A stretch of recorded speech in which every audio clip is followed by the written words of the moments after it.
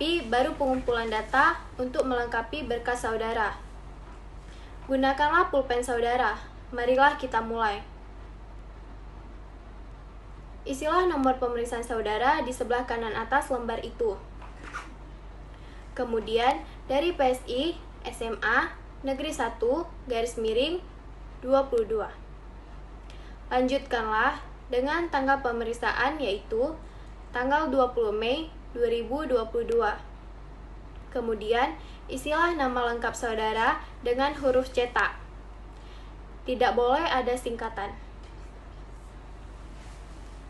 Kalau nama saudara M. Hafiz, harus ditulis lengkap apakah Muhammad Hafiz atau Mahmud Hafiz.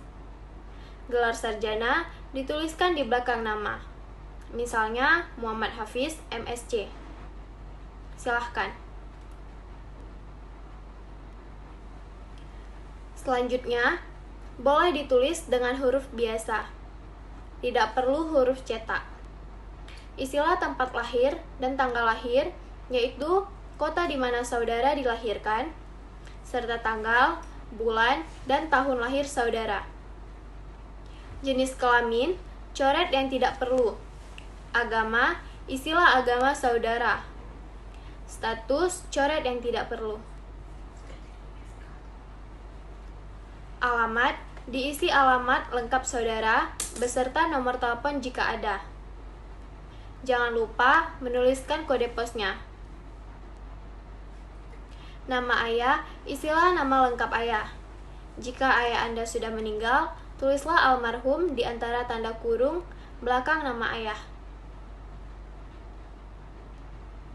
Pekerjaan, isilah dengan pekerjaan ayah. Misalnya, TNI AD, pensiunan PNS, dan sebagainya. Jika ayah sudah meninggal, tulislah pekerjaan terakhir ayah. Alamat ayah, jika sama dengan saudara, cukup tuliskan idem saya. Jika beda alamat, tulislah alamat ayah secara lengkap, termasuk kode pos dan nomor teleponnya jika ada. Jika ayah telah meninggal, alamatnya dicoret saja.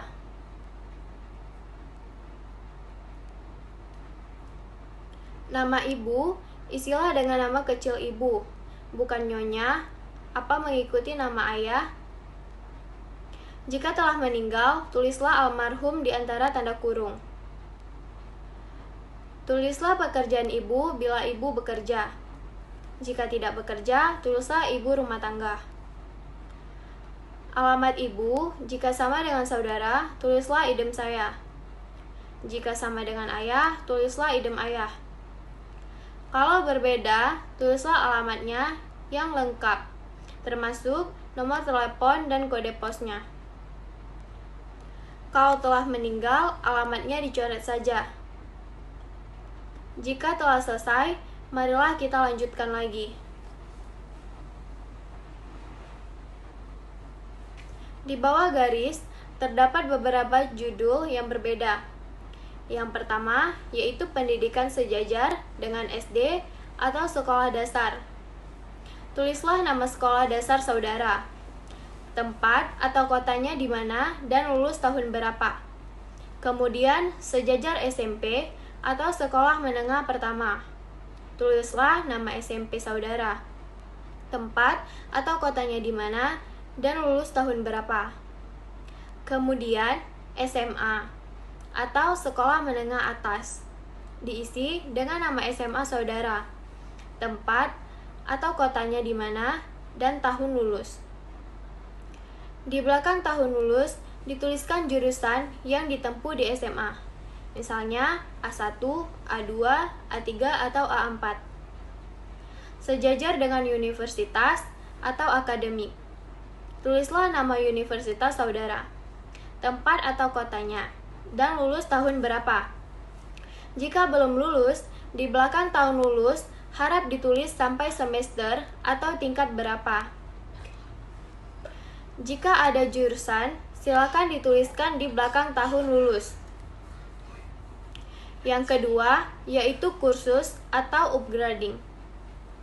Apabila saudara pernah mengikuti kursus, tulislah 3 kursus paling utama yang pernah Anda ikuti.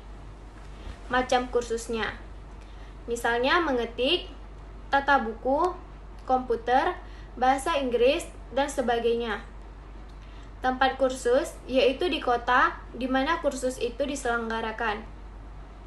Lamanya kursus berapa bulan, pada tahun berapa, dan di tahun berapa sampai tahun berapa.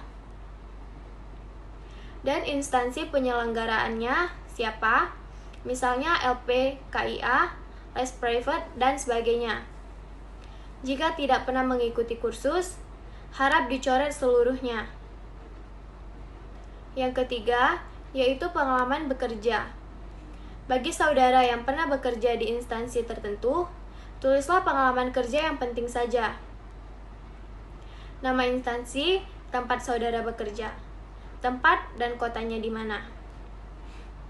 Jabatan saudara sebagai apa, dan lamanya kerja berapa bulan.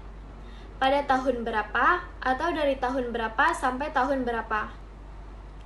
Kalau belum pernah bekerja, harap saudara coret semuanya.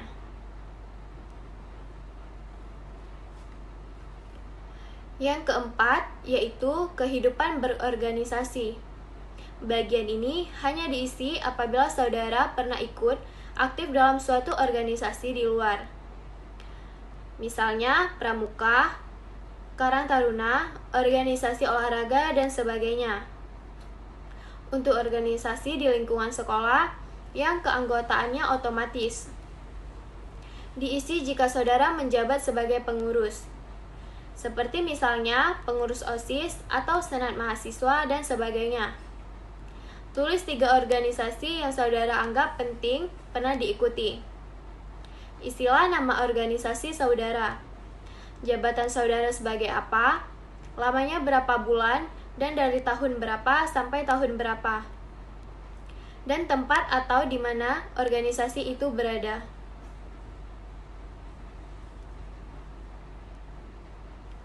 Baik, sekarang balikkanlah lembar riwayat hidup itu. Marilah kita lanjutkan.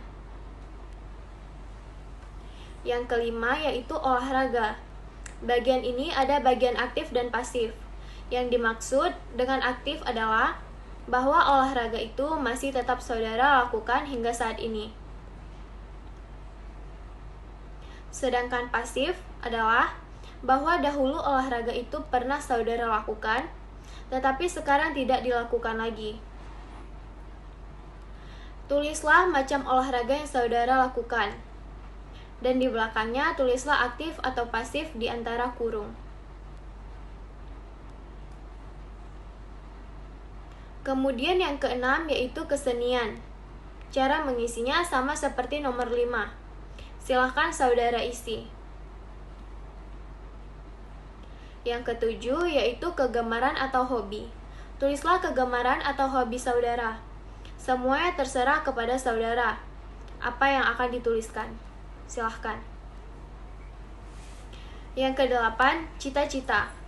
Harap saudara isi dengan cita-cita yang konkret atau real. Misalnya ingin menjadi direktur bank, arsitek, guru, atau yang lain. Jangan menuliskan ingin menjadi warga negara yang berguna bagi nusa dan bangsa, atau ingin menjadi orang tua yang bijaksana, dan sebagainya. Karena cita-cita semacam itu terlalu umum dan kurang jelas. Yang kesembilan yaitu saya anak ke. Isilah dengan urutan posisi saudara dalam keluarga. Apakah anak ke-1, 2, 3, dan seterusnya. Terutama saudara sekandung. Apabila saudara anak ke-1, maka kolom kakak dicoret semua. Saudara hanya mengisi kolom adik jika saudara memiliki adik. Mulailah mengisi dengan jenis kelamin adik yang pertama dengan melingkari huruf L untuk laki-laki dan P untuk perempuan.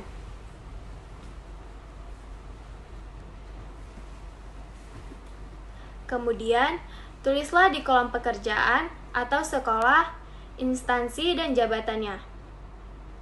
Jika sudah bekerja, atau kelas, atau tahun, keberapa jika masih sekolah. Lanjutkanlah hingga adik saudara yang paling kecil.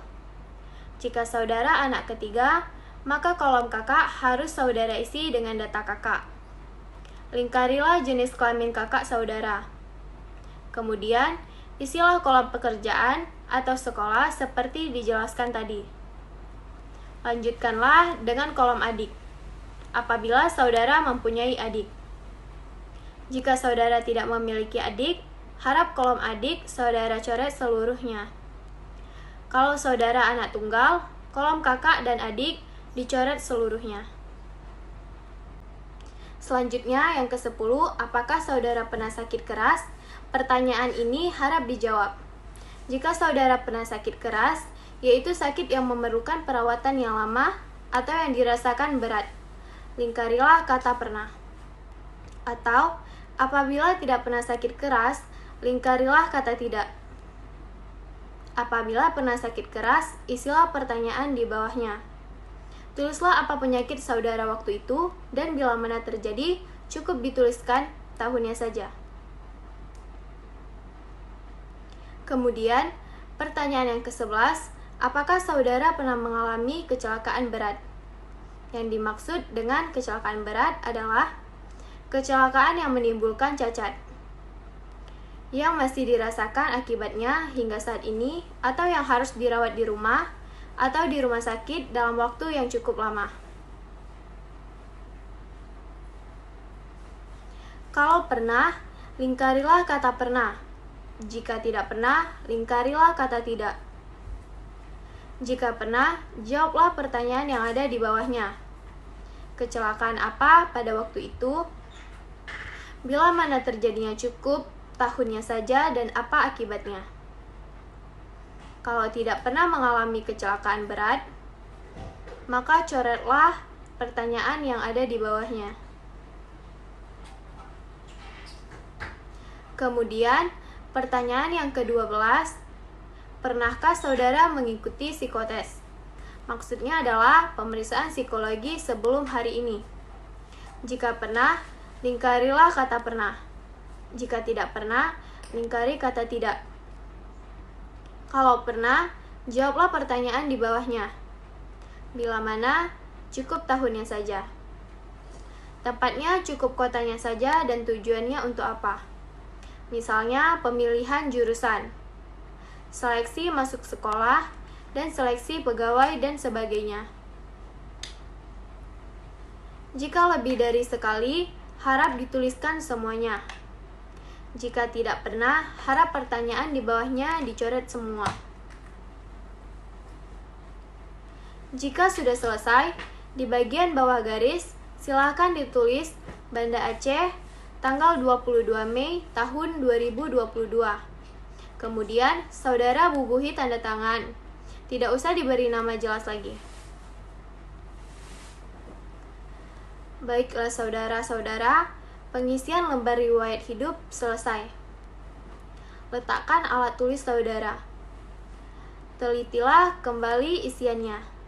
Jika sudah selesai, letakkan lembar riwayat hidup di sisi meja yang kosong untuk dikumpulkan.